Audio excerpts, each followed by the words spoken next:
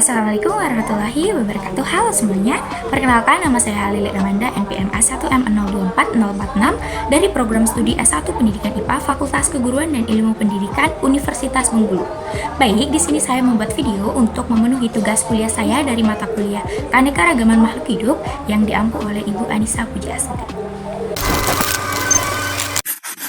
Kusta atau morbus Hansen adalah penyakit yang disebabkan oleh bakteri Microbacterium leprae yang memiliki sejarah panjang dan penuh misteri. Bayangkan jika kita dapat mengungkap semua rahasia Microbacterium leprae dari cara penularannya hingga bagaimana ia dapat beradaptasi dalam tubuh manusia.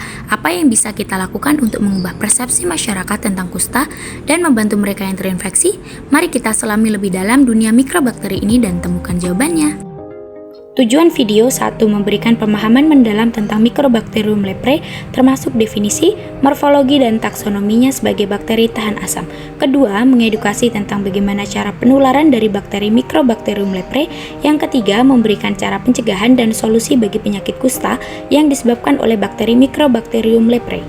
Definisi, Microbacterium leprae merupakan bakteri basil tahan asam penyebab kusta atau morbus Hansen, bersifat obligat intraseluler menyerang saraf perifer, kulit dan organ lain seperti mukosa, saluran nafas atas, hati dan sumsum tulang.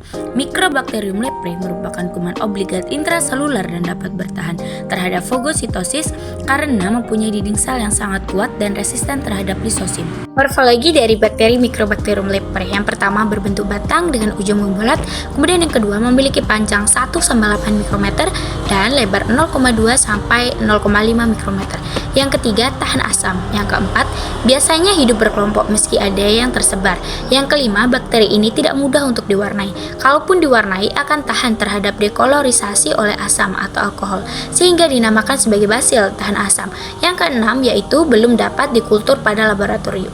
Taksonomi bakteri Microbacterium leprae. Kingdom Bacteria, Phylum Actinobacteria, Ordo Actinomycetales, Subordo Corynebacteriinae, Family Microbacteriaceae, Genus Microbacterium, Spesies Microbacterium leprae.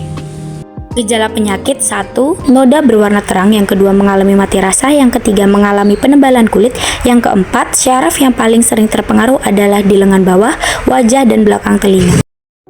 Bakteri ini menular pada manusia melalui kontak langsung dengan penderita.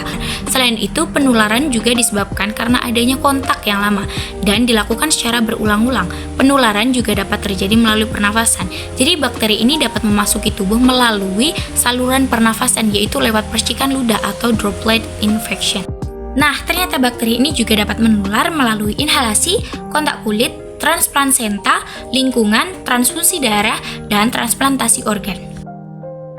Yang pertama yaitu dengan menjaga daya tahan tubuh, yang kedua memperhatikan ventilasi lingkungan sekitar, yang ketiga menghindari berpergian ke daerah endemik kusta, yang keempat yaitu ingat selalu untuk mengonsumsi obat hingga sembuh, yang kelima menggunakan masker dan selalu menjaga kebersihan. Yang pertama, untuk mencegah kekambuhan biasanya pengidap kusta diberikan kombinasi antibiotik selama 6 bulan hingga 2 tahun. Dokter akan menentukan obat kusta seperti antibiotik, dosis, dan durasi penggunaan berdasarkan jenis kusta yang menyerang. Kedua, melakukan terapi multi obat atau yang disebut dengan multi drug therapy. Yang ketiga, melakukan diagnosa dini dan pengobatan yang tepat merupakan upaya terbaik untuk mencegah komplikasi dan penularan kusta.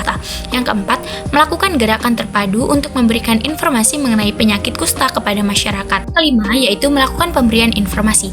Dengan adanya pemberian informasi diharapkan dapat menghilangkan stigma negatif terhadap kusta dan diskriminasi terhadap penderita kusta. Kesimpulan, Microbacterium leprae adalah bakteri basil tahan asam yang merupakan penyebab penyakit kusta atau morbus Hansen yang bersifat obligat intraseluler dan dapat menyerang saraf perifer, kulit serta organ lainnya seperti mukosa, saluran nafas atas, hati dan sumsum tulang. Microbacterium leprae dapat terjadi melalui kontak langsung dengan penderita, inhalasi, kotak kulit, transplantasi organ, dan transfusi darah.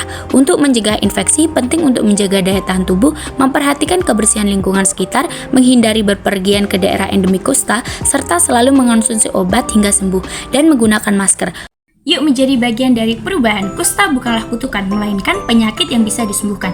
Mari kita bersama-sama menghapus stigma dan memberikan informasi yang benar mengenai kusta. Jangan ragu untuk bertanya atau berbagi pendapat. Silahkan tinggalkan komentar di bawah. Mari kita berdiskusi bersama.